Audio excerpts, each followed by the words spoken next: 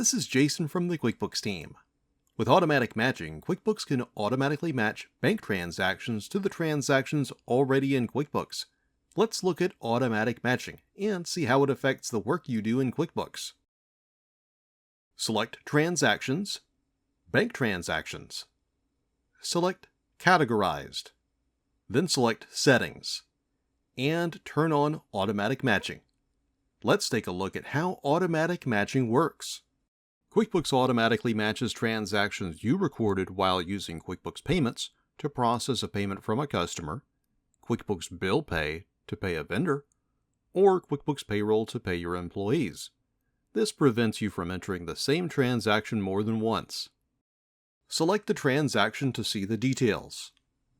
Select Undo to send the transaction back to full review if anything looks wrong.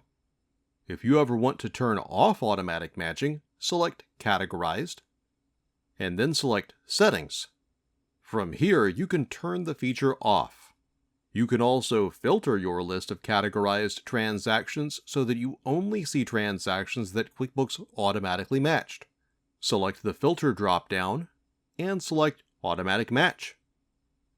Now you're ready to use automatic matching in QuickBooks.